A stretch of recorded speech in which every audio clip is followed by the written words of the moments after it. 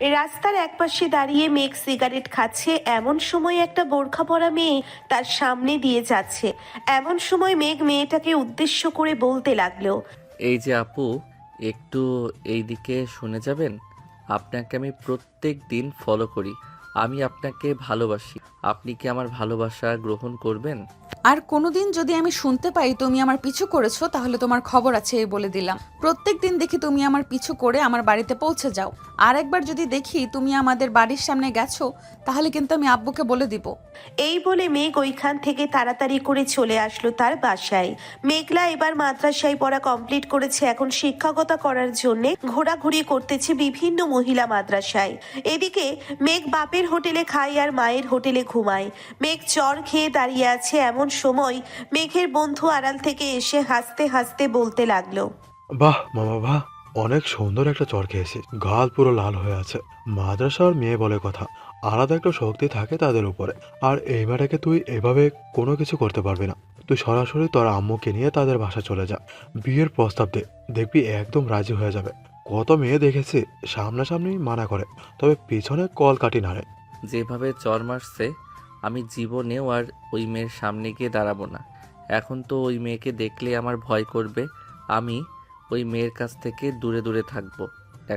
আমি এখন বাসায় যাই রে, গাল ব্যথা করতেছে, গিয়ে মলম লাগাই।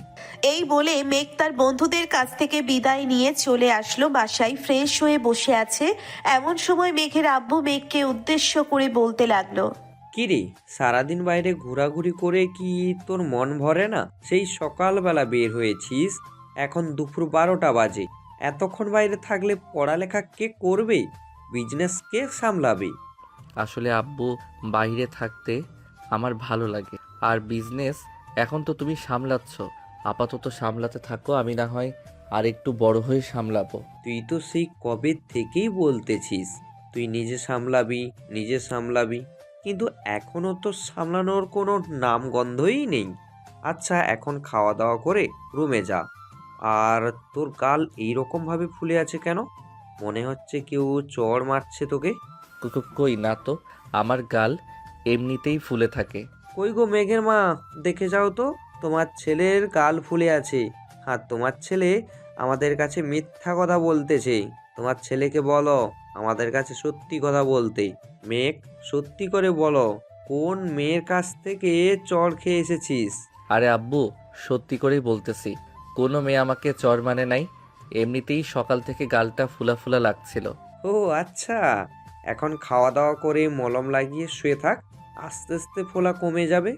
মেঘ খাওয়া দাওয়া করে চলে আসলো তার রুমে। গালে মলম লাগিয়ে শুয়ে আছে। অন্যদিকে মেঘলা ফ্রেশ হয়ে নিচে এসে তার আম্মুর পাশে বসে বলতে লাগলো, আম্মু জানো আজকে কি হয়েছে? একটা ছেলেকে আমি চড় মেরেছি। ছেলেটা প্রত্যেক দিন আমাদের বাড়ির সামনে এসে দাঁড়িয়ে থাকে, আমাকে নাকি পছন্দ করে। আজকে তো সরাসরি বলে দিয়েছে, তাই আমি তার গালে চড় মারছি। ছেলেটা কি চিকন, আর মুখে কি একটা দাগ আছে কেটে যাওয়ার। সকালবেলাও দেখলাম এখানে দাঁড়িয়ে ছিল, তুই তো স্পষ্ট দেখেছিস। আমি তো এত উপর থেকে ভালোভাবে দেখতে পাই না। হ্যাঁ, ছেলেটার মুখে দাগ আছে, কিন্তু তুমি জানলে কি করে ওই ছেলেটার মুখে যে দাগ আছে কেটে যাওয়ার? তুমি কি ওই ছেলেটাকে চেনো নাকি?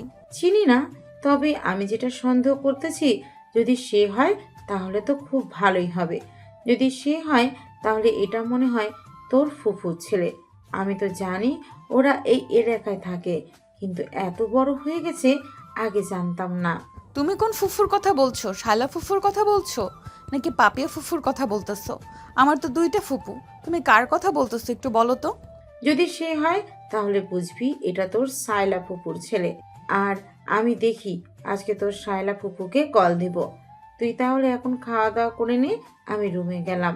মেঘলা চলে আসলো খাবার টেবিলে নিজের হাতে নিয়ে। টেবিলে বসে মুখে এক লোকমা খাবার ঢুকিয়ে মনে মনে বলতে লাগলো, এটা যদি শায়লা ফুফুর ছেলে হয় তাহলে তো আমার জন্য খুবই ভালো হবে। ছোটবেলায় তার সাথে কত খেলাধুলা করেছি, আর আজকে কত বড় হয়ে গেছে, ভাবতেই অবাক লাগতেছে। মেঘলা এই সব কথাবার্তা বলতেছে মনে মনে। বেশ কিছুক্ষণ এইরকম কথাবার্তা বলা শেষ করে খাওয়া দাওয়া শেষ করে চলে আসলো তার রুমে। বিছানায় শুয়ে ফেসবুকিং করতেছে। এমন সময় তার ফোনটা বেজে উঠলো। তাকিয়ে দেখে তার বান্ধবী আইরিন কল দিয়েছে। কলটা রিসিভ করতেই ওই পাশ থেকে আইরিন বলতে লাগলো, কিরে মেঘলা, তুই এখন কোথায় আছিস? শুনলাম তুই চাকরি পেয়েছিস। এ কথা কি সত্যি? হ্যাঁ, আমি একটা মহিলা মাদ্রাসায় চাকরি পেয়েছি। বেতনও মোটামুটি খুবই ভালো, আমার চলে যাবে এই বেতনে। ও আচ্ছা, আমারও তো একটা ব্যবস্থা করতে হবে। এভাবে আর কত বসে বসে খাবো? মেঘলা এসব কথাবার্তা বলতেছে আইরিনের সাথে। বেশ কিছুক্ষণ কথাবার্তা বলা শেষ করে ফোনটা কেটে দিয়ে ঘুমের দেশে পাড়ি জমালো। বিকালে ঘুম থেকে উঠে ফ্রেশ হয়ে নিচে নামতেই দেখতে পেল অচেনা একটা মহিলা বসে আছে। মেঘলাকে দেখে মেঘলার আম্মু বলতে লাগলো, মেঘলা, এই যে তোর শায়লা ফুপু, আর ওইটা তোর শায়লা ফুপুর ছেলে ছিল। তুই অনেক বড় জিনিস মিস করে ফেলেছিস। ইস, যদি জানতাম তাহলে তো তার গালে চড় মারতাম না। আর শায়লা ফুফু কেমন আছো? অনেকদিন পর তোমার সাথে দেখা হয়েছে। হ্যাঁ, অনেকদিন পর তোদের সাথেও আমার দেখা হয়েছে।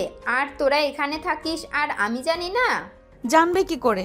আমরা তো এখানে নতুন এসেছি, এই 2-3 মাসের মতো হবে। ভেবেছিলাম তোমাকে ফোন দিব, কিন্তু তোমার নাম্বার ছিল না আমার কাছে। তোমার ছেলে কিন্তু অনেক বড় হয়ে গেছে। আজকে আমাকে রাস্তায় প্রপোজ করতে চেয়েছিল, পরে তাকে আমি চড় মারছি। এটার জন্যই তো ওর গাল ফোলা ফোলা লাগছিল।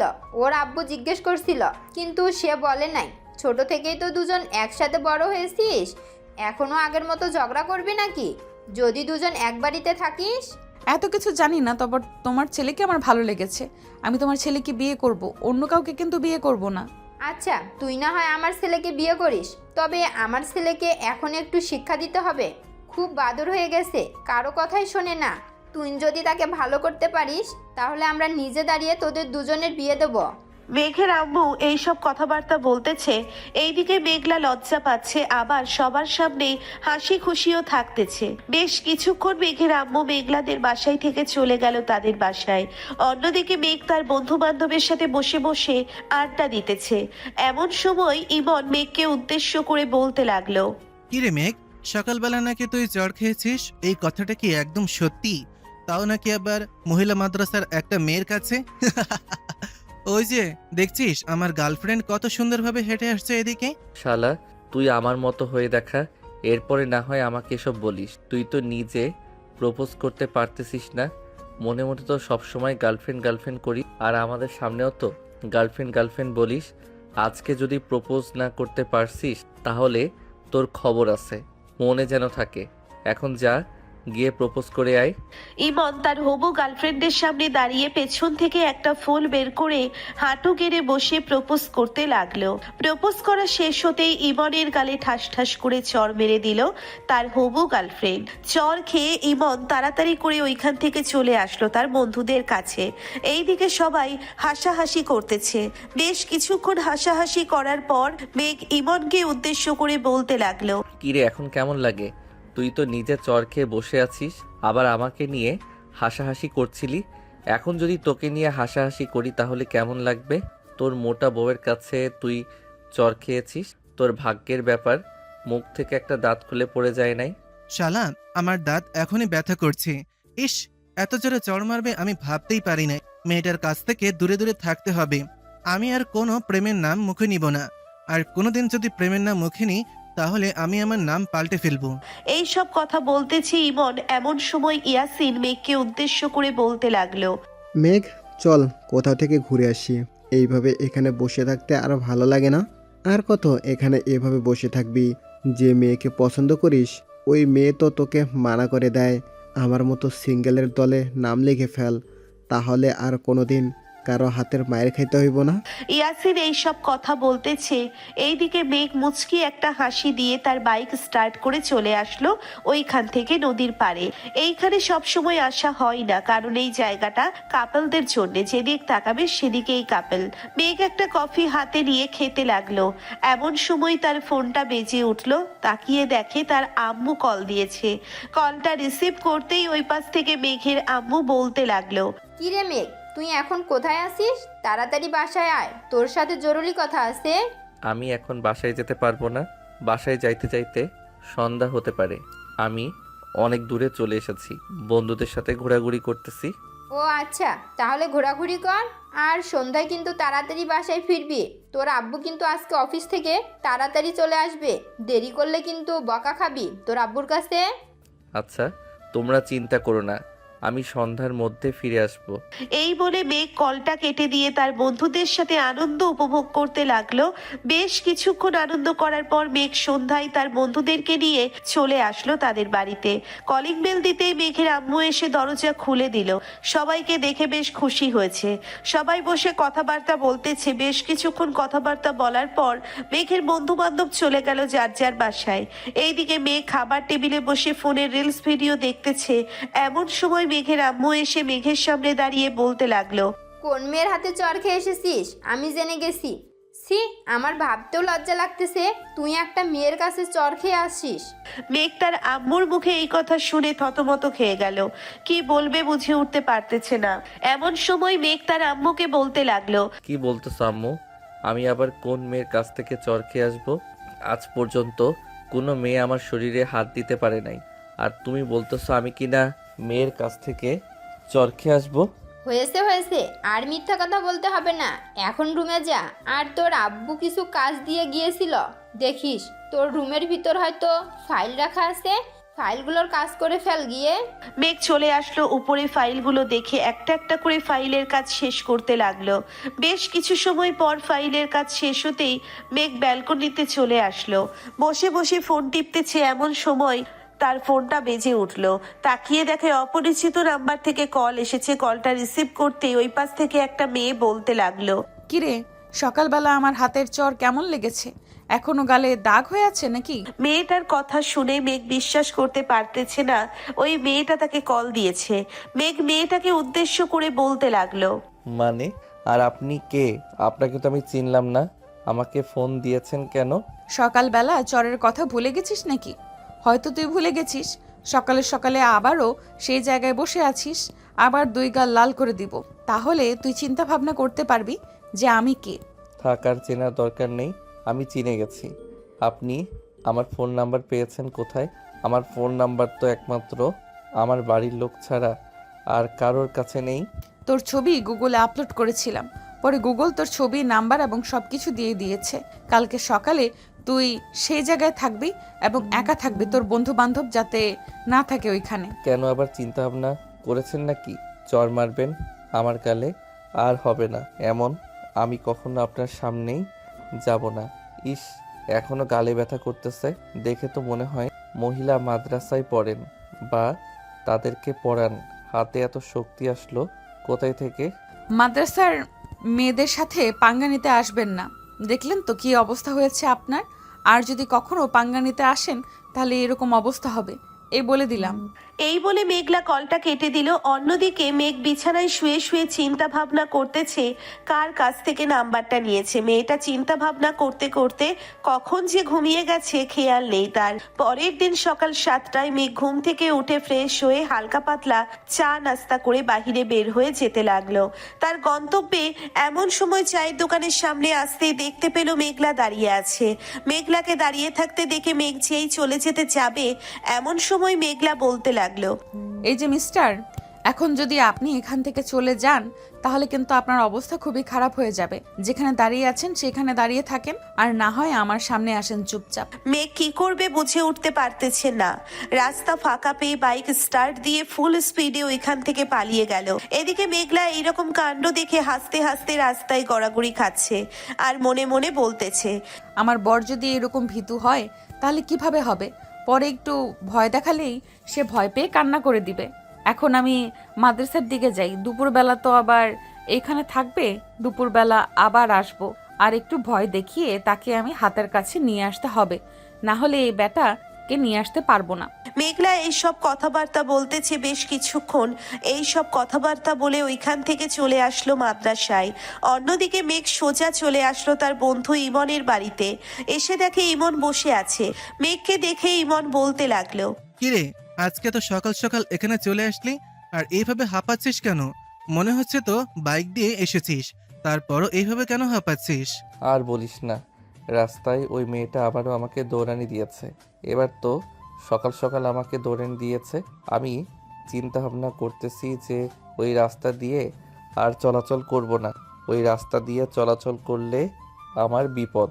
শালা, এত ভয় পাস কেন? ওই রাস্তাতে চলাচল করতেই হবে তোকে, না হলে তুই প্রেম করবি কি করে? ভয়কে জয় করে নিতে হয়, তুই জানিস না? যেই দিন তুই ভয়কে জয় করে নিতে পারবি ওই দিন তোর জন্য খুব ভালো হবে। ইমন, ভয়কে জয় করার মতো সাধ্য আমার নেই। গতকালকে ওই মেয়েটা যেইভাবে চড় মারছে আমার গালে, এখনো ব্যথা করতেছে। আমি কি করব কিছুই বুঝে উঠতে পারতেছি না। শালা, আর একবার চড় খেয়ে নে, দেখবি একদম ভালো হয়ে গেছিস তুই, আর কোনো কিছুর দরকার পড়বে না। এক গালে চড় খাইলে কিন্তু বউ মরে যাবে, একটার পরে কিন্তু আবার বিয়ে করতে হবে। দ্বিতীয় বিয়ে করতে গেলে কিন্তু এখন প্রচুর ঝামেলা। তুই তো খুব ভালো করেই জানিস সরকার কি নির্ধারণ করে দিয়েছে। এখন মামা, তুই আরেকবার ওই গালে চড় খেয়ে নে, তাহলে তুই একদম ভালো হয়ে যাবি। আবার আরেকটা কাজ করতে পারিস, ওই মেয়ের হাত থেকে চড় না খেয়ে আমার হাত থেকে চড় খেয়ে দেখবি তোর একদম পুরো শরীর সুস্থ হয়ে গেছে। শালা, তুই তো অনেক জোরে মারবি, এটা আমি খুব ভালো করেই জানি। এত জোরে মায়ের খাওয়ার দরকার নেই। তার চাইতে ভালো ওই মেয়ের নরম হাতের স্পর্শ আমি গ্রহণ করি। মেঘ এইসব কথাবার্তা বলতেছে। বেশ কিছুক্ষণ এইসব কথাবার্তা বলার পর ওইখান থেকে চলে আসলো তার বাসায়। রুমের এক কোণায় শুয়ে আছে আর ফোন টিপতেছে। এমন সময় তার রুমের ভিতরে প্রবেশ করলো তার আম্মু আর বলতে লাগলো, কি রে, তুই এইভাবে এক কোণায় শুয়ে আসিস কেন? তোর কি হয়েছে? মনে হচ্ছে তুই ভয় পেয়ে আসিস। কেউ কি তোকে কিছু বলেছে নাকি? আম্মু, অনেক বড় দুর্ঘটনা ঘটে গেছে। একটা মেয়ে আমার পিছু ছাড়তেছে না। রাতের বেলা আমাকে ভয় দেখাইছে, বলেছে যে তার সাথে যদি রিলেশন না করি এবং তার সাথে যদি কথা না বলি তাহলে ওই মেয়েটা আমার নাকি কলিজা চিবিয়ে খেয়ে ফেলবে। মেয়েটা মাদ্রাসায় পড়ে, আবার আমাকে জাদুটোনা করতে পারে। আমি কি করবো আম্মু? তুমি আমাকে প্রবলেমের সলিউশন দাও। তোকে আবার কি সলিউশন দেব? ওই মেয়েটা যা বলতেছে তাই কর। তবে একটা কথা, ওই মেয়ের হাত থেকে মায়ের গুঁতো খেয়ে হলেও ওই মেয়েকেই কিন্তু এই বাড়ির বউ করে নিয়ে আসতে হবে। যদি পারিস তাহলে ওই মেয়ের সাথে কথা বল, আর যদি না পারিস তাহলে কথা বলার দরকার নেই।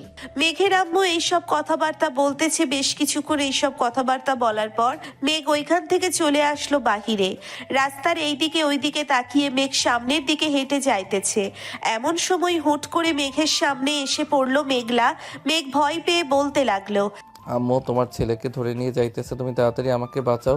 এই মেয়েটা মনে হয় ভূত, আমার ঘাড় মটকে দিবে।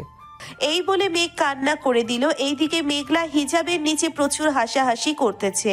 মেঘের দিকে ভালোভাবে তাকিয়ে দেখে মেঘের হাত পা কাঁপাকাঁপি করা শুরু করে দিয়েছে। মেঘের ওই অবস্থা দেখে মেঘলা বলতে লাগলো, এরকম করলে কিভাবে চলবে? তুমি তো আমার হবু স্বামী, এরকম ভাবে আমাকে ভয় পেলে চলবে নাকি? আমি তো তোমাকে ভয় পাচ্ছি না। আমি মাদ্রাসার একটা মেয়ে হয়ে যদি তোমাকে ভয় না পাই তাহলে তুমি আমাকে ভয় পাবে কেন? বুক ফুলিয়ে কথা বলবে। আপনি ভূত এইভাবে কথা বলতেছেন কেন আমার সাথে? আপনার হাত পা তো একদম ঠিকঠাক আছে, কোনোটা উল্টো দিকে ঘুরে নাই। নাকি আপনি পর্দাশীল ভূত? কোনটা? এত কিছু জানি না, তুই যেটা মনে করিস আমি সেটাই।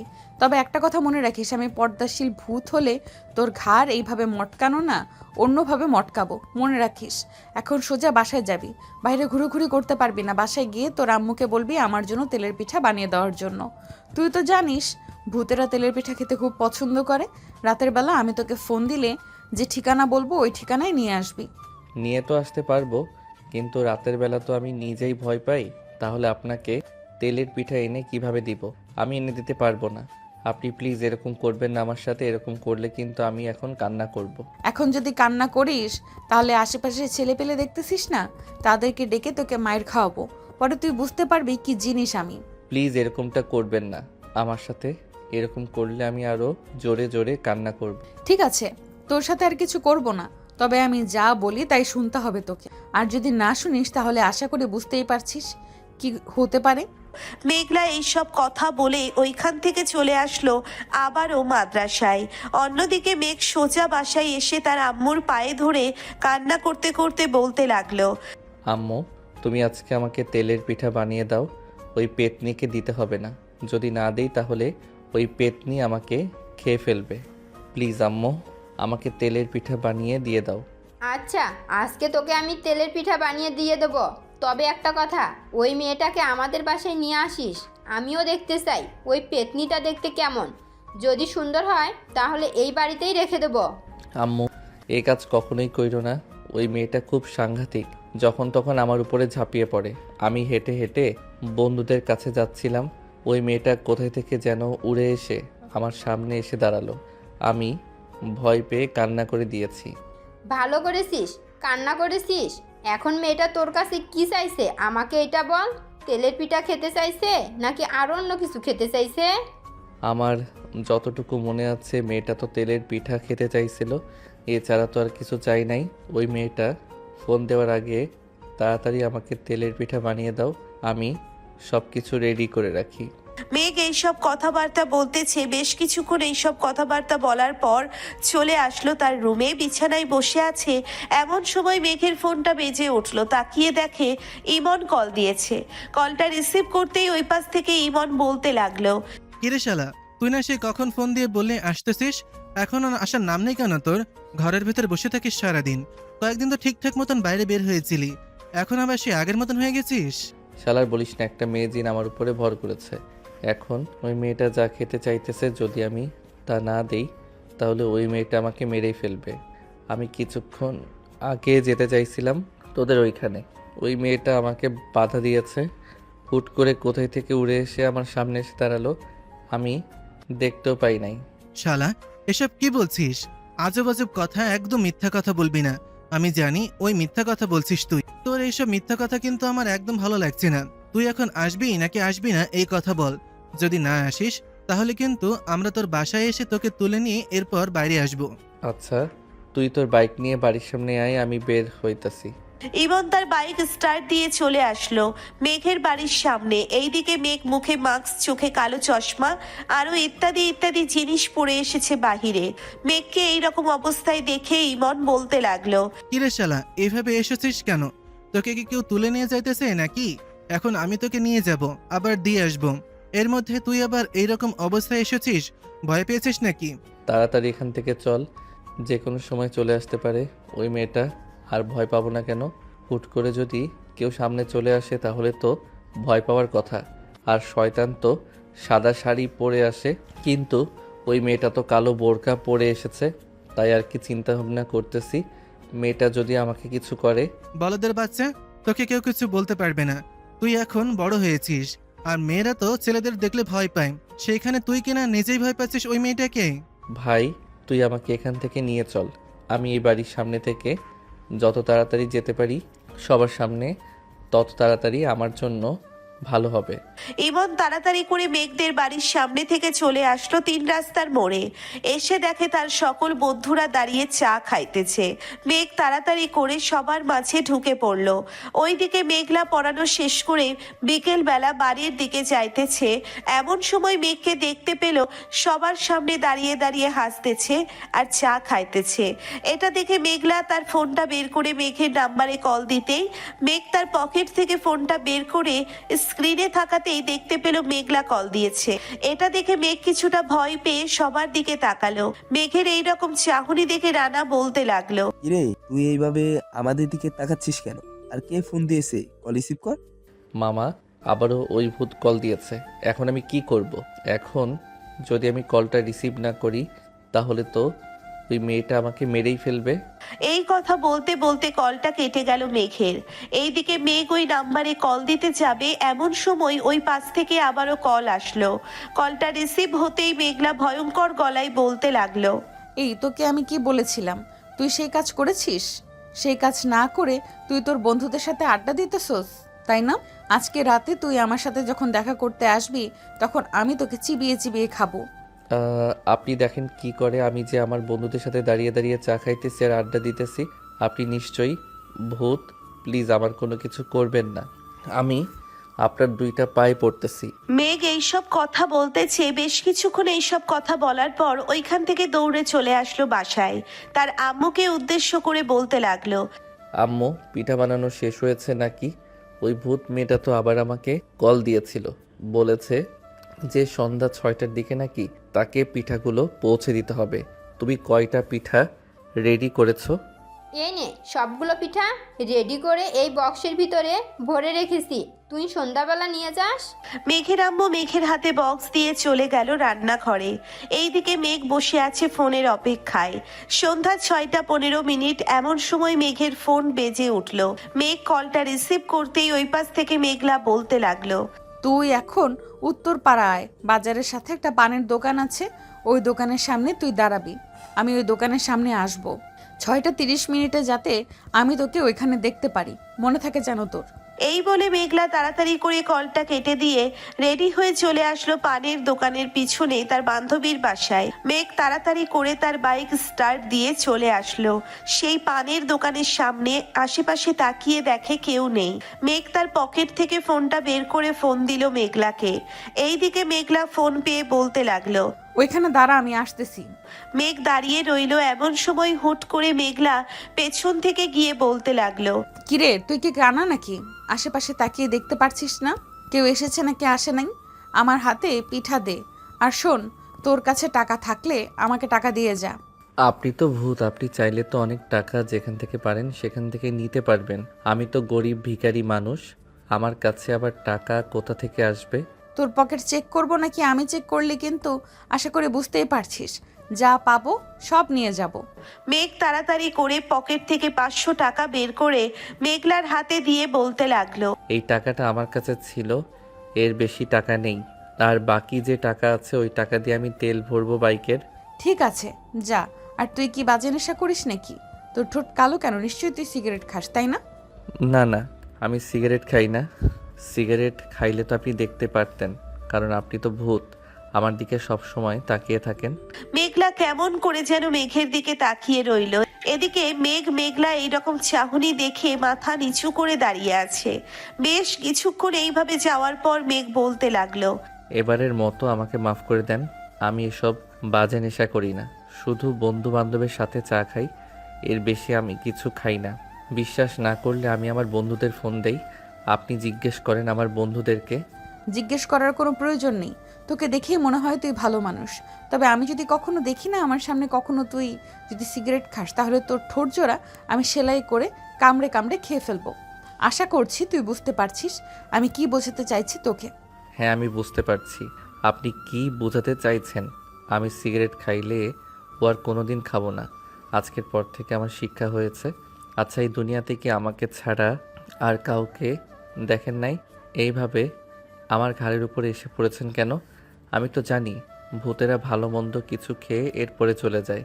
আপনি যাইতেছেন না কেন? আমি যেতে পারি একমাত্র তোর বিয়ের পর। তুই আমাকে বিয়ে কর, তাহলে দেখবি আমি তোর জীবন থেকে চলে গেছি। এইভাবে আর অত্যাচার করব না তোর উপর। মরছি, আমি মরছি, আর কাউরে মারবো না। মেঘ মনে মনে মরার গান গাইতেছে। এইদিকে মেঘলা কেমন করে যেন তাকিয়ে আছে।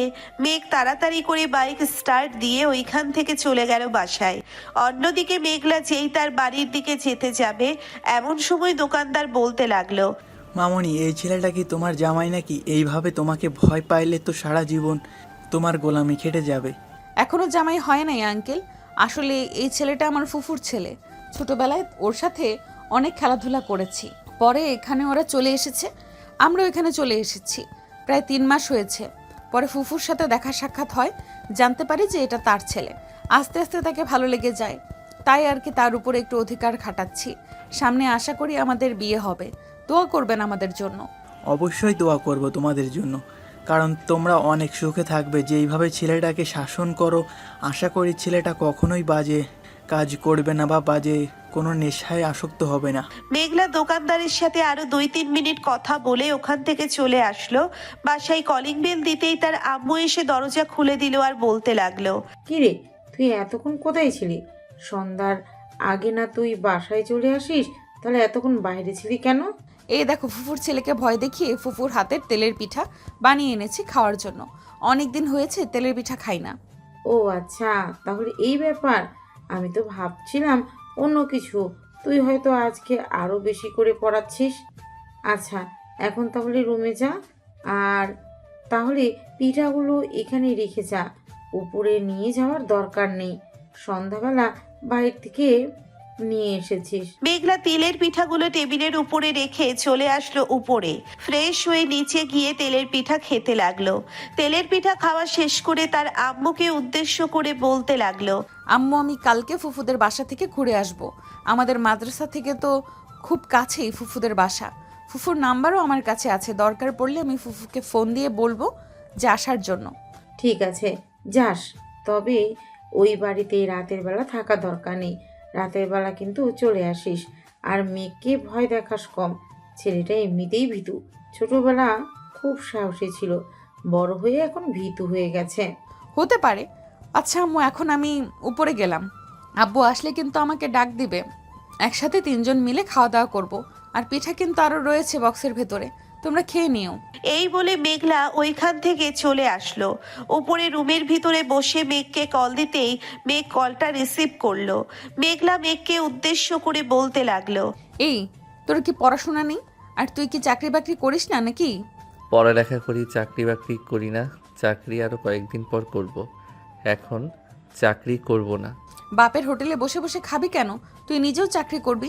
কাল থেকে বা 2 দিন পর থেকে তুই চাকরিতে জয়েন করবি। আর যদি তুই চাকরিতে জয়েন না করিস তাহলে কিন্তু তোর ঘাড় মোটকে মেরে ফেলবো রাতের বেলায় এসে।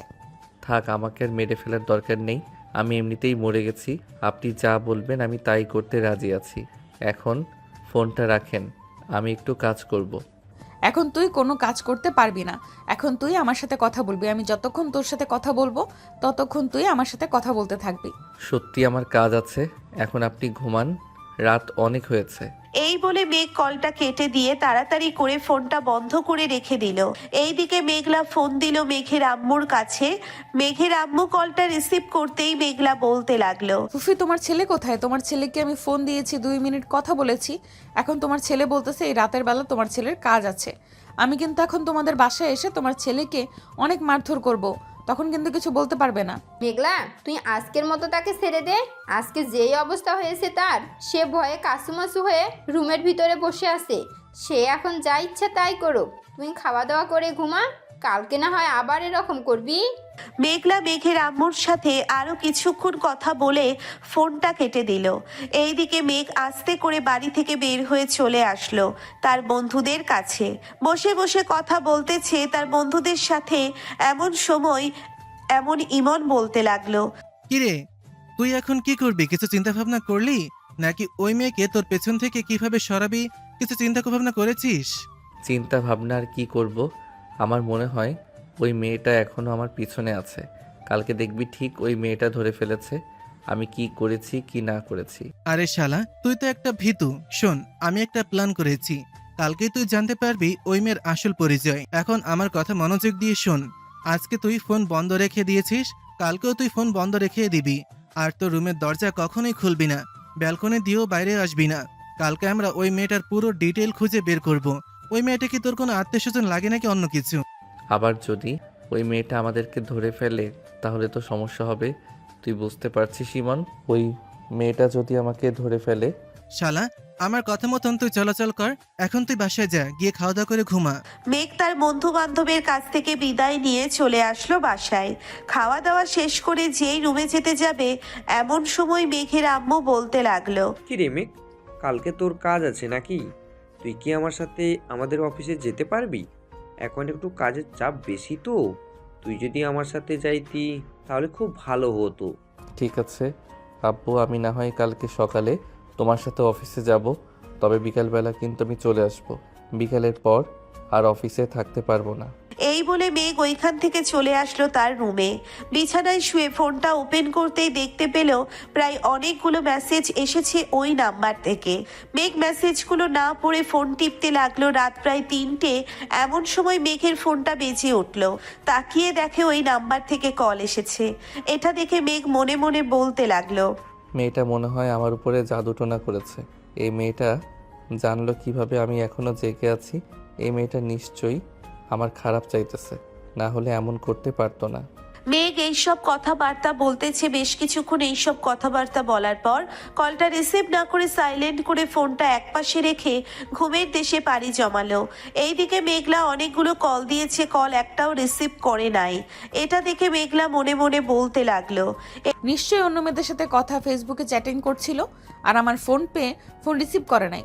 কালকে যদি দেখি সামনে পাই তাহলে ওর অবস্থা খুব খারাপ করে দিব। আমার সাথে বেইমানি এইরকম তো হতেই পারে না। ওর বেইমানি আমি বের করেই ছাড়বো। এই সব কথাবার্তা বলতেছে মেঘলা। বেশ কিছুক্ষণ পর ফোনের দিকে তাকিয়ে দেখে 3:35 বাজে। বিছানা থেকে উঠে উঁচু করে 4 রাকাত তাহাজ্জুদের নামাজ আদায় করে নিল। নামাজ আদায় করে গজল শুনতে শুনতে কখন যে ফজরের আজান দিয়ে দিয়েছে টের পেল না মেঘলা।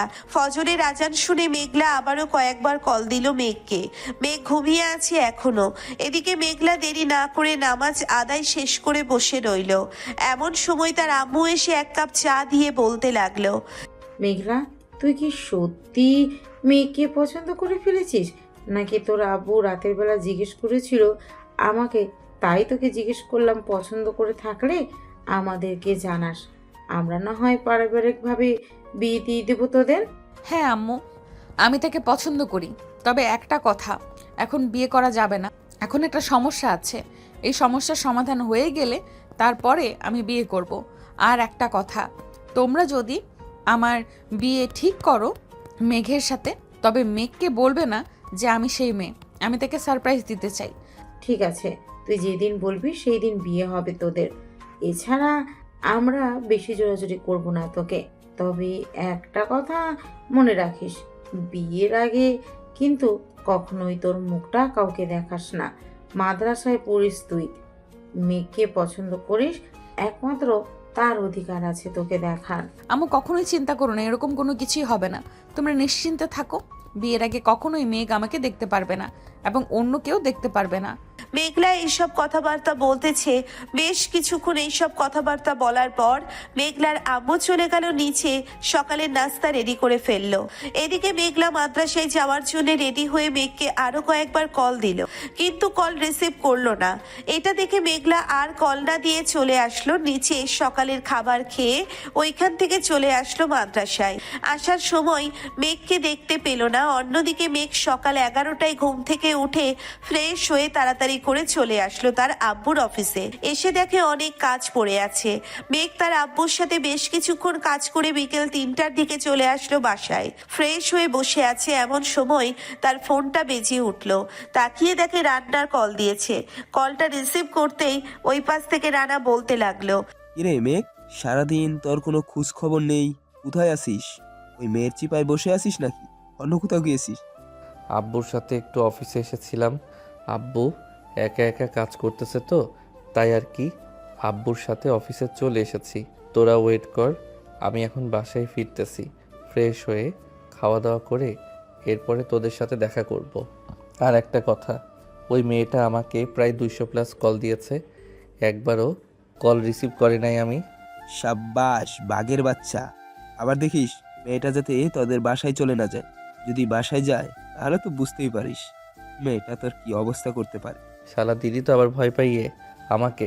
এখন তো আমি ভয় পাচ্ছি, বাইরে বের হব কি করে?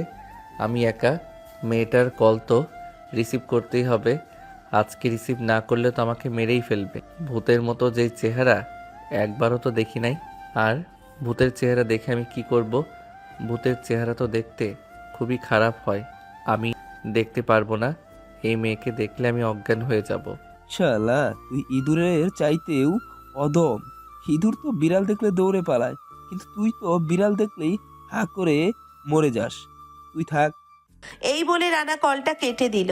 এইদিকে মেঘ বাসায় এসে ফ্রেশ হয়ে খাবার টেবিলে মাত্র বসেছে, এমন সময় তার ফোনটা বেজে উঠলো। মেঘ একবার তার আম্মুর দিকে তাকিয়ে ফোনটা হাতে নিয়ে কলটা কাপা কাপা হাতে রিসিভ করতেই ওই পাশ থেকে মেঘলা বলতে লাগলো, কিরে, তোকে কালকে রাতে 3টা থেকে কল দেওয়া শুরু করেছি, তুই আমার কল একবারও রিসিভ করিস নাই কেন? আমি কিন্তু দেখেছি তুই রাত 3:30 পর্যন্ত জেগেছিলি। সত্যি করে বলবি তুই এত রাত পর্যন্ত কি করেছিস? কয়টা মেয়ের সাথে কথা বলেছিস? এই মেয়ে তো দেখি পুরো আমার ভবিষ্যৎ জানে। এখন আমি কি করব? এই মেয়েকে কি উত্তর দিব? মেঘ এইসব মনে মনে চিন্তা ভাবনা করতেছে। বেশ কিছুক্ষণ চিন্তা ভাবনা করার পর মেঘলাকে উদ্দেশ্য করে বলতে লাগলো, আমি তো রাত 11টার দিকে ঘুমিয়ে গেছি, আপনি মিথ্যা কথা বলেন কেন? তুই মিথ্যা কথা বলবি না। আমি একদমই স্পষ্ট দেখেছি তুই রাত 3:30 পর্যন্ত জেগেছিলি। সন্ধ্যাবেলা আমার সাথে দেখা কর পার্কে, তোকে আজকে আমি চিবিয়ে খাবো, যাতে তুই সব সময় সত্যি কথা বলিস। প্লিজ আমাকে মাফ করে দেন, আমি আপনার 2টা পায়ে পড়তেছি। আমি সন্ধ্যার দিকে আপনার সাথে দেখা করব, তারপরেও আপনি আমাকে চিবিয়ে খাবেন না? আচ্ছা তুই সন্ধ্যাবেলা দেখা কর আর সাথে টাকা নিয়ে আসবি, আমি যা খেতে চাইবো তাই খাওয়াতে হবে।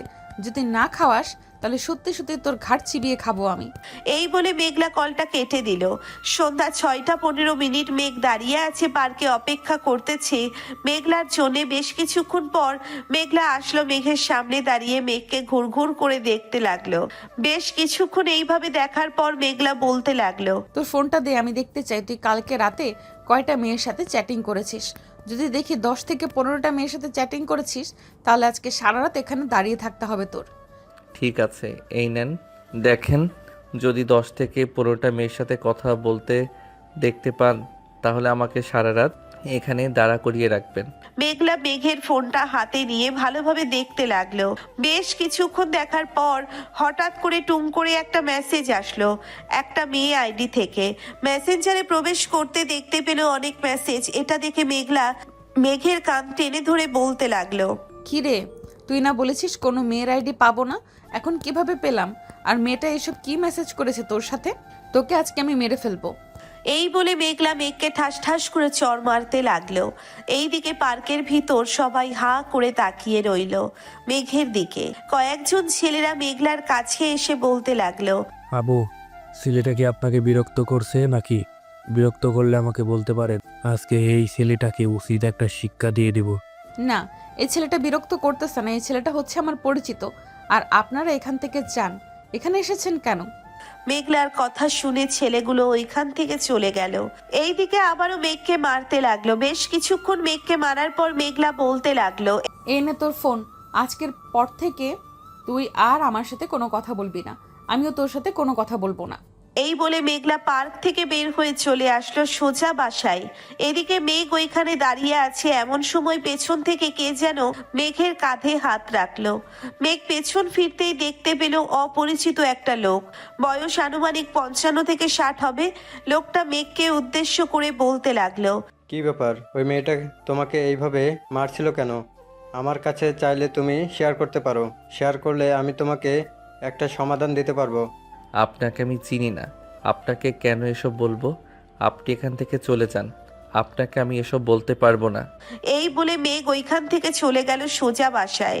এদিকে মেঘলার আব্বু বাসায় এসে মেঘলাকে উদ্দেশ্য করে বলতে লাগলো, কিরে মেঘলা, তোমাদের মাঝে আবার কি হয়েছে? পার্কে দেখলাম তুই মেঘাকে মারছিলি, গতকালকেও তো তোরা ঠিক ছিলি, আজকে আবার কি হয়েছে? তেমন কিছু হয় নাই, এমনিতে একটু শাসন করছিলাম। আচ্ছা তোমরা থাকো, আমি রুমে গেলাম। এই বলে মেঘলা ওইখান থেকে সোজা চলে গেল তার রুমে। অন্যদিকে মেঘ তার বন্ধুদের সাথে আড্ডা দিতেছে আর মেয়েদের সাথে চ্যাটিং করতেছে। এমন সময় রানা বলতে লাগলো, কিরে মেঘ, তোকে দেখে মনে হচ্ছে তুই আজকে অনেক খুশি। এত খুশি হওয়ার কারণ কি আমাকে বল তো একটু। এত খুশি হওয়ার কারণ আছে অনেক। মেঘলার সাথে আর কথা হবে না আমার, কারণ মেঘলা নিজে বলে গেছে সে আর আমার সাথে কোনো সম্পর্ক রাখতে চায় না। আর তুই খুব ভালো কাজ করেছিস ফেক আইডি দিয়ে মেসেজ করে। তুই আমার জীবনটা বাঁচিয়ে দিয়েছিস। তুই যদি আমার জীবনটা বাঁচিয়ে না দিতি তাহলে ওই মেয়েটার প্যারা খেতে খেতে মরে যেতাম। ও আচ্ছা, আবার দেখিস যাতে মেঘলা তোর উপরে খেপে না যায়। বাসায় গিয়ে কয়েকবার কল দিস, কল দিলে চিনতে ভাবনা করবি। তুই তার কথা মনে করিস তুই। আর যদি বাসায় গিয়ে কল না দেয় তাহলে তোর কপাল নির্ঘাত মৃত্যু লেখা আছে, এই বলে দিলাম। আরে ওই মেয়েকে কল দিয়ে আবার বিপদ ডেকে আনবো কেন? ওই মেয়ে তো নিজেই বলেছে আমার সাথে আর যোগাযোগ করবে না। ওই মেয়ের সাথে যোগাযোগ করার দরকার নেই আমার। ওর ইচ্ছা, যেমন চায় তাই কর। তবে যখন এসে তোর ঘাড়ে বসবে তখন তুই আবার আমাকে ডাক দিস না। আমাকে ডাক দিলে কিন্তু তোর খবর আছে, এই বলে দিলাম। ওই মেয়েটার বকা খাইতে একদম ইচ্ছা নেই আমার। রানা এইসব কথাবার্তা বলতেছে। বেশ কিছুক্ষণ এইসব কথাবার্তা বলার পর রাত 9টার দিকে সবাই সবার বাসায় চলে গেল। মেঘ বাড়িতে ফিরে তার রুমের ভেতরে গিয়ে বসে রইল। এমন সময় তার আম্মু এসে বলতে লাগলো, কি রে, খাওয়া দাওয়া করবি না নাকি? বাইরে থেকে এসে শুয়ে পড়েছিস, খাওয়া দাওয়া করার ইচ্ছে নেই তো? আজকে আমি খুবই আনন্দিত, খাবার পেটে ঢুকবে না। তোমরা গিয়ে খাবার খেয়ে নাও। মেঘের আম্মু আর কিছু না বলে চলে গেল নিচে। এইদিকে মেঘ বিছানায় শুয়ে আছে, মেঘলার কথা চিন্তা ভাবনা করতেছে। এমন সময় মেঘলার কল আসলো। কলটা রিসিভ করবে নাকি রিসিভ করবে না চিন্তা ভাবনা করতেছে মেঘ। কল রিসিভ না করে ফোনটা এক সাইডে রেখে ঘুমের দেশে পাড়ি জমালো। অন্যদিকে মেঘলা প্রায় অনেকগুলো কল দেওয়ার পরও যখন কল রিসিভ করে নাই, তখন মেঘলা কল দিল মেঘের আম্মুর কাছে। মেঘের আম্মু কলটা রিসিভ করতেই মেঘলা বলতে লাগলো, ফুফু, মেঘ বাহির থেকে এখনো বাসায় ফেরে নাই নাকি? তাকে কতগুলো কল দিলাম, সে একটা কল রিসিভ করে নাই। সে তো সেই কখন বাড়িতে ফিরেছে, তার নাকি আজকে অনেক খুশি খুশি লাগতেছে। এটার জন্য সে খাবার না খেয়ে ঘুমিয়ে পড়েছে হয়তো। কেন, জরুরি দরকার নাকি? জরুরি দরকার না, আসলে তাকে বলেছিলাম রাতে ফোন দেওয়ার জন্য, সে ফোন দেয় নাই, তাই আর কি তোমাকে কল দিলাম।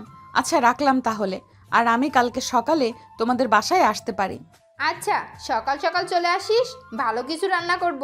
মেঘলা কথা শুনে কলটা কেটে দিয়ে বিছানায় শুয়ে শুয়ে মনে মনে বলতে লাগলো, একবার বলে দিয়েছে কথা বলবো না, এটার জন্য এত মহাখুশি হয়েছিস? কালকে সকালে যাই, এরপরে তোর অবস্থা কি করব এটা একমাত্র আমি জানি। তোকে ফাঁসির দড়ি দিয়ে ঝুলাবো, মেঘের বাচ্চা। এইসব বকাবকি করতে করতে মেঘলা ঘুমের দেশে পাড়ি জমালো।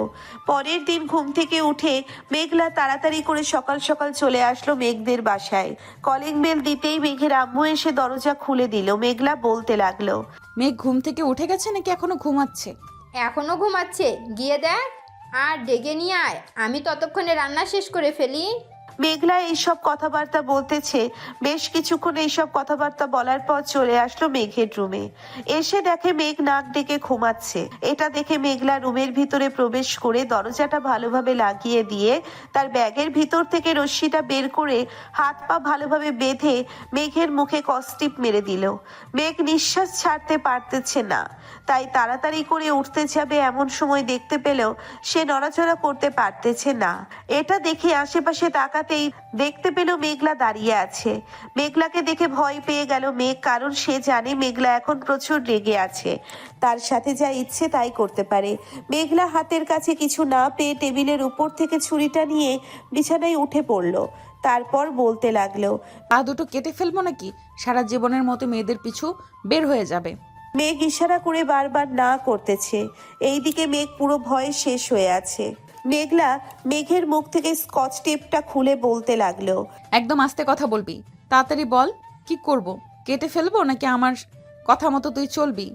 আমি সব কথা মানতে রাজি আছি, প্লিজ কিছু কইরো না মেঘলা আপু। আমি তো তোমার ছোট, আর তুমি তো আমাকে পছন্দ করো, তাই না? তোকে বিয়ে করতে হবে এমন কোনো কথা আছে নাকি? আমি অন্য ছেলেকে বিয়ে করব, তবুও তোকে সুখী হতে আমি দিব না। আমি বলে এসেছিলাম তোর সাথে যোগাযোগ করব না, আর তুই আমার সাথে যোগাযোগ করলি না। তোর বন্ধুরা কি একবারও বলে নাই আমার সাথে যোগাযোগ করার জন্য? তুই জানিস না আমি কতটা রাগী। রানা বলেছিল, আমি তো বাসায় এসে ঘুমিয়ে গিয়েছিলাম আর ফোন সাইলেন্ট ছিল, আমি দেখতে পাই নাই যে তুমি কল দিয়েছো। প্লিজ আপু, এবারের মতো মাফ করে দাও আমাকে। আমি আর কখনো এমন কোনো কাজ করব না, প্লিজ এবারের মতো মাফ করে দাও। তোকে তো আমি বিশ্বাস করতে পারি না। তোকে বিশ্বাস করতে গেলে উল্টো আমার মাথা খারাপ হয়ে যাবে। তুই আমার সাথে যোগাযোগ করিস না, তোর কত বড় সাহস! আমি রাগ করেছি আর তুই আমার রাগ ভাঙাস নাই। রাগ কিভাবে ভাঙাতে হয় আমি জানি না, আমাকে বলে দাও, আমি তোমার রাগ ভাঙিয়ে দিব। কি খাবে বলো, আমি তোমাকে ওই জিনিসটা খাওয়াবো। তোর খাওয়াতে হবে না, আমি আমার নিজেরটা নিজেই খেয়ে নিতে পারবো। চুপচাপ শুয়ে থাক। এই বলে মেঘলা মেঘের ঠোঁট জোড়া কামড়ে ধরে চুষতে লাগলো। বেশ কিছুক্ষণ চষার পর মেঘলা মেঘকে ছেড়ে দিয়ে মেঘের গালে ঠাস ঠাস করে চর মারতে লাগলো।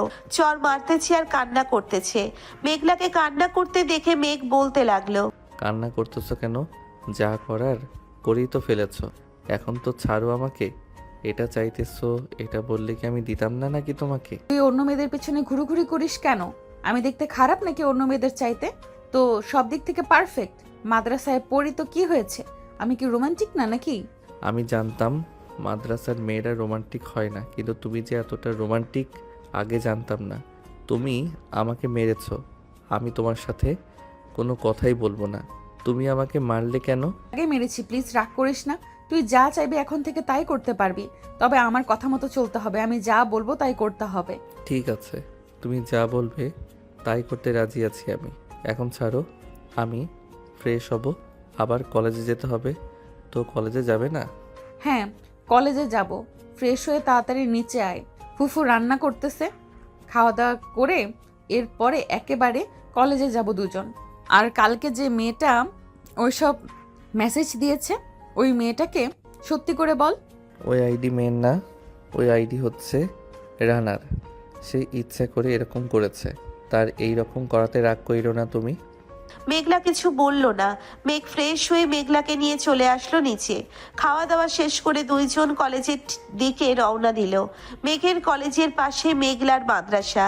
মেঘ কলেজের সামনে এসে মেঘলাকে বিদায় দিয়ে দিল। মেঘলা চলে গেল মাদ্রাসায়। অন্যদিকে মেঘ কলেজের ভিতরে প্রবেশ করতেই রানা এসে মেঘকে উদ্দেশ্য করে বলতে লাগলো, কিরে মেঘ, তোকে কি বলেছিলাম আমি এই মেয়েটা তোকে ছাড়বে না, দেখিস আমার কথা একদম মিল হয়ে গেছে। এই মেয়েটা তোকে ছাড়ে নাই। হ্যাঁ রে, এই মেয়েটা আমাকে ছাড়বে না। এই মেয়েটার সাথে আমার বিয়ে হবে আমি নির্ঘাত ধারণা করতে পারছি, কারণ সকালবেলা যে অবস্থা দেখেছিলাম, এই মেয়েটা আমার পুরো সর্বনাশ করে দিতে চেয়েছিল। কোনো রকম তার কাছ থেকে বেঁচে ফিরেছিলাম। তাহলে খুবই ভালো হতো, এই মেয়েটা আর কাউকে বিয়ে করতে পারতো না।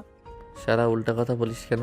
এই মেয়েটা বিয়ে করতে পারবে না, নাকি আমি বিয়ে করতে পারবো না, নাকি আমি বিয়ে করতে পারবো না ওইটা বলবি? সবাই চলে এসেছে নাকি?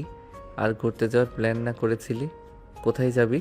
ভাই, আগে তুই মেঘলা আপুর কাছ থেকে অনুমতি নিয়ে নে, এরপরে ঘুরতে যাওয়ার প্ল্যান করব। ঠিক আছে, আমি রাতের বেলা তোদেরকে জানাবো। আর ঘুরতে গেলে অনেক দূরে যেতে হবে, যাতে ওই মেয়েটা যেতে না পারে। আচ্ছা, অনেক দূরেই যাব, তুই চিন্তা করিস না। চল এখন ক্যান্টিনে যাব, কিছু খাওয়া, আমাকে খুব ক্ষুধা লাগছে। আচ্ছা চল তাহলে। মেঘ তার বন্ধু বান্ধবদেরকে নিয়ে ওইখান থেকে চলে আসলো ক্যান্টিনে। সবাই একসাথে বসে খাবার খাইতেছে। বেশ কিছুক্ষণ খাওয়া দাওয়া করে ক্লাসরুমে চলে আসলো। ক্লাসরুমে এসে সবাই একসাথে বসে আছে। এমন সময় জ্যোৎস্না ম্যাডাম আসলো। মেঘকে দেখে জ্যোৎস্না ম্যাডাম বলতে লাগলো, কি ব্যাপার, তোমাকে দেখলাম একটা মেয়ের সাথে আসতে, বিয়ে টিয়ে করে ফেললে নাকি এই বয়সে? না ম্যাডাম, বিয়ে করি নাই। ওইটা হচ্ছে আমার কাজিন। আসলে তার মাদ্রাসার সামনে তো, তাই আর কি তাকে পৌঁছে দিয়ে গেলাম, আর আমিও কলেজে চলে আসলাম। ও আচ্ছা, আমি তো ভেবেছিলাম আরো কত নাকি। তুমি তো আবার সিনিয়র মেয়েদের পিছনে ঘোরাঘুরি করো। কিছুদিন আগে তো আমার মেয়ের পিছনে লেগে গিয়েছিলে। আমি তো ভেবেছিলাম তোমাদের ধরে বিয়ে দিয়ে দিব, কিন্তু পরে জানতে পারলাম তোমার বন্ধুর সাথে আমার মেয়েকে ডেটিং করে। রান্না পছন্দ হলে সরাসরি বাসায় চলে আসবে, এইভাবে লুকিয়ে লুকিয়ে কতদিন? ঠিক আছে ম্যাডাম, আপনি সবার সামনে লজ্জা দিয়ে দিয়েছেন আমাদেরকে, এখন তো যেতেই হবে। রাতের বেলা আপনাদের বাসায় যাব, বাকি কথা ওইখানে না হয় হবে। ঠিক আছে, এখন ঠিক মতো ক্লাস করো। মেঘ, রানা এবং আরবের একজন ক্লাস করে ওইখান থেকেই সোজা চলে আসলো বাহিরে। মেঘ রানাকে উদ্দেশ্য করে বলতে লাগলো, কিরে রানা ম্যাডাম কি বলেছে মনে আছে তো? মনে তো আছে, বাসায় কিভাবে জানাবো এটাই চিন্তা ভাবনা করতেছি। এখন যদি বাসায় যাই তাহলে তো কেলেঙ্কারি হয়ে যাবে, আমাকে বাড়ি থেকে বের করে দিবে। তোর গার্লফ্রেন্ড থাকতে তুই এত চিন্তা করতেছিস কেন? তুই তাকে নিয়ে তোদের বাসায় যা, তোর গার্লফ্রেন্ড তোর চাইতে অনেক বেশি বোঝাতে পারবে। সে বোঝালে দেখবি এক মুহূর্তে রাজি হয়ে গেছে। তুই বিয়ে করে ফেললে আমিও বিয়ে করে ফেলতে পারবো, তখন আমার জন্য বিয়ে করে ফেলা খুব সহজ হয়ে যাবে। আচ্ছা, আমি দেখি কি করা যায়। রানা জ্যোৎস্না ম্যাডামের মেয়েকে নিয়ে চলে আসলো তাদের বাসায়। সন্ধ্যায় রানা তার পুরো পরিবার এবং মেঘকে নিয়ে চলে আসলো তার গার্লফ্রেন্ডের বাসায়। সবাই একসাথে বসে কথাবার্তা বলতেছে, বিয়ের আলোচনা করতেছে। অন্যদিকে মেঘ মেঘলাকে সময় দিতেছে। বেশ কিছুক্ষণ কথাবার্তা বলে ফোনটা কেটে দিয়ে চলে আসলো সবার সামনে। এসে দেখে বিয়ের সকল কাজ কমপ্লিট হয়ে গেছে। রানা এবং রাইসার বিয়ে কমপ্লিট হয়ে গেছে। দেখ, আমরা তো বিয়ে করে ফেললাম, আমি চিন্তা ভাবনাও করতে পারি নাই আজকে কথা হবে এবং আজকে বিয়ে হয়ে যাবে। তুই কবে বিয়ে করবি এটা বল। আগে ট্যুর দিয়ে আসি, এরপরে বিয়ে করব। আর ভাবি তো এখন তোকে একা যেতে দিবে না, যেখানে যাস না কেন ভাবি যাবে তোর সাথে। তা তো যাবেই, এটা কি আর বাধা দিতে পারবো? তবে হ্যাঁ বন্ধু বান্ধবের সাথে আমি যাব। একা সে মেয়ে মানুষ, সে বাসায় থাকবে। তোদের বিয়ে হয়ে গেলে এরপরে সব কাপড় মিলে একসাথে যাব। মেঘ এইসব কথাবার্তা বলতেছেন। বেশ কিছুক্ষণ এইসব কথাবার্তা বলার পর ওইখান থেকে বিদায় নিয়ে সোজা চলে আসলো তাদের বাসায়। রাতে খাওয়া দাওয়া শেষ করে মেঘলার সাথে মেসেজ করতেছে। মেঘলা আপু, আমি আমার বন্ধুদের সাথে একটু ঘুরতে যাব, আমাকে একটু ঘুরতে যেতে দাও। কত দূর যাবি? আর তোর বন্ধুরা যাবে নাকি? তাদের গার্লফ্রেন্ড এবং বউ যাবে, কোনটা? শুধু আমরা বন্ধুরা যাব, অন্য কেউ যাবে না। ঠিক আছে, যা। তবে হ্যাঁ, আমাকে এখন যেভাবে সময় দিস ওইভাবেই সময় দিতে হবে। যদি না দিতে পারিস তাহলে বুঝতেই পারছিস, ঘুরোঘুরি করে আসার পর আবারও তোর উপরে অত্যাচার করব। এবার সত্যি সত্যি তোর পা কেটে ফেলবো বেশি বাড়াবাড়ি করলে। এবার আর কোনো বাড়াবাড়ি করব না, চিন্তা করো না তুমি। মেঘ এইসব কথাবার্তা বলতেছে। বেশ কিছুক্ষণ এইসব কথাবার্তা বলার পর ফোনটা রেখে ঘুমের দেশে পাড়ি জমালো। পরের দিন বিকেলবেলা মেঘ মেঘলার কাছ থেকে বিদায় নিয়ে চলে আসলো তার বন্ধুদের কাছে। গাড়ি রেডি করাই ছিল, সবাই উঠে বসে পড়লো। গাড়ি চলতে লাগলো তার আপন গতিতে। মেঘ তার বন্ধু বান্ধবের সাথে আড্ডা দিতেছে, ওইদিকে মেঘলা মেসেজ করতেছে, কিন্তু মেঘের কোনো রেসপন্স নেই। ফোন সাইলেন্ট হয়ে থাকার কারণে বুঝতেই পারতেছে না। মেঘলা তার আব্বু আম্মুর সামনে এসে বলতে লাগলো, আব্বু আম্মু, মেঘকে আমি বিয়ে করতে চাই। আমি আর দেরি করতে চাই না। তোমরা মানো আর না মানো, যে করেই হোক তার সাথে আমার বিয়ে দিতেই হবে। মেঘলা, তুই একটু চিন্তা ভাবনা করে এরপরে কথাবার্তা বল। আত্মীয়দের মধ্যে বিয়ে হলে কিন্তু অনেক সমস্যা হয়, এটা তুই জানিস। কারণ আরও দুইজনের বিয়ে হয়েছে আত্মীয়র মধ্যে, তাদের কিন্তু অনেক সমস্যা রয়েছে, নিজের চোখে দেখেছিস। সমস্যা হয়েছে তো কি হয়েছে? আমি আমার সমস্যার সমাধান করতে পারলেই তো চলবে। তোমরা আমাদের বিয়ে দিয়ে দাও। ফুফু আর ফুফার সাথে কথা বলো। আচ্ছা চল, এখন আমার সাথে মেঘদের বাসায় মেঘদের আব্বু আম্মুর সাথে কথা বলবো। মেঘলা তার আব্বু আম্মুকে নিয়ে চলে আসলো মেঘদের বাসায়। কলিং বেল দিতেই মেঘের আম্মু এসে দরজা খুলে দিল। সবাইকে একসাথে দেখে ভিতরে নিয়ে আসলো। সবাই খাবার খাইতেছে, হালকা পাতলা চা বিস্কুট। এমন সময় মেঘলার আব্বু বলতে লাগলো, মেঘলা তো পাগল হয়ে গেছে মেঘকে বিয়ে করার জন্য। এখন কি করব? আমরা মেঘকে বিয়ে করতে না পারলে মেঘলা তার নিজের কিছু একটা করে ফেলবে। আমরা কি বলেছি নাকি যে বিয়ে দেব না? মেঘলা, এসব কি আবল তাবল বলিস? তোর আব্বু আম্মুকে নিয়ে এসেছিস, আমরা তো কথা বলবো, উল্টাপাল্টা আর কোনো কথা বলবি না। আমাদের যদি বিয়ে না দাও তাহলে আমি সত্যি নিজেই কোনো একটা ক্ষতি করে ফেলবো। বলেছি তো তোদের বিয়ে দেব, এত চিন্তা করতেছিস কেন? এক কাজ কর, মেঘ তো আজকে ঘুরতে গেছে, কালকে বা পরশুদিন চলে আসবে। এই 2 দিনের মধ্যে বিয়ে ঠিক করে ফেলি, সে আসলেই সাথে সাথে তোদের বিয়ে দিয়ে দেব। শুনলাম রানার নাকি এভাবেই বিয়ে হয়ে গেছে। হ্যাঁ, মেঘ আমাকে গতকালকে রাতে বলেছে। এখন তোমরা যদি এভাবেই বিয়ে দিতে চাও, আমিও এভাবেই বিয়ে করতে রাজি আছি। আচ্ছা, তাহলে মেঘ 2 দিন পর আসুক, এরপরে না হয় বিয়ে দেওয়া যাবে। সবাই কথাবার্তা বলে ওইখান থেকে চলে গেল। দেখতে দেখতে এইভাবে কেটে গেল 2টা দিন। মেঘ সন্ধ্যাবেলা বাসায় আসতেই মেঘের আব্বু মেঘের হাতে একটা পাঞ্জাবি ধরিয়ে দিয়ে বলতে লাগলো, এই নে, এইটা তাড়াতাড়ি পরে আয়, তোর জন্য সবাই অপেক্ষা করতেছে। মানে আমার জন্য কারা আবার অপেক্ষা করতেছে? তুই তাড়াতাড়ি রেডি হয়ে আয়, এরপরে নিজেই দেখতে পারবি কারা কারা অপেক্ষা করতেছে। মেঘ রেডি হয়ে নিচে ড্রয়িং রুমে আসতে আসতে দেখতে পেল তার বন্ধু বান্ধবরা এবং অন্যান্য আত্মীয় স্বজনরা বসে আছে, সাথে কাজীও বসে আছে। মেঘের বুঝতে আর বাকি রইল না আজকে আর তার রক্ষা হবে না, কারণ আজকে তার বিয়ে। মেঘ এই বিয়েতে রাজি হয়ে গেল, কারণ এখানে যদি মানা করে তাহলে সমস্যা হবে তার। রাতে খাওয়া দাওয়া শেষ করে মেঘলা আর মেঘ চলে আসলো রুমে। মেঘলা দরজাটা লাগিয়ে দিয়ে মেঘকে বিছানায় ধাক্কা মেরে ফেলে দিয়ে মেঘের উপরে উঠে গেল আর বলতে লাগলো, এখন থেকে তো আর আমাকে ইগনোর করতে পারবি না। এখন আমি তোর বউ, যেভাবে চাইবো সেভাবেই চলতে হবে। এই 2 দিন আমাকে অনেক কষ্ট দিয়েছিস, এখন এই কষ্ট কিভাবে দূর করবি আমি জানি না। তাড়াতাড়ি এখন কষ্ট দূর কর। ঠিক আছে, করতেছি। এই বলে মেঘ মেঘলাকে জড়িয়ে ধরে মেঘলার ঠোঁটে ঠোঁট ডুবিয়ে দিল। আস্তে আস্তে মেঘলার কষ্টগুলো দূর হচ্ছে। মেঘ বেশ কিছুক্ষণ পর এইভাবে কষ্ট দূর হওয়ার পর মেঘলা মেঘকে আর শক্ত করে জড়িয়ে ধরলো আর বলতে লাগলো, আমাকে এইভাবে আরো ভালোবাসতে হবে। এখন আরো ভালোবাসো আমাকে। আজকে সারা রাত এইভাবে আমাকে ভালোবাসবে। সারা রাত এইভাবে ভালোবাসলে তোমার তো কষ্ট হবে, আর আমারও তো কষ্ট হবে। একটু তো রেস্ট নিতে হবে। ঠিক আছে, রেস্ট করবে। এখন আদর করো। মেঘ মেঘলাকে আদর করতেছে। বেশ কিছুক্ষণ এভাবে আদর করার পর দুজন একে অপরের বুকের মাঝে শুয়ে ঘুমের দেশে পাড়ি জমালো। দুজন ঘুমের দেশে পাড়ি জমাক। আমরা তাহলে এখন বিদায় নিই, তাদেরকে আর বিরক্ত না করি। সবাই ভালো থাকবেন, সুস্থ থাকবেন। ধন্যবাদ।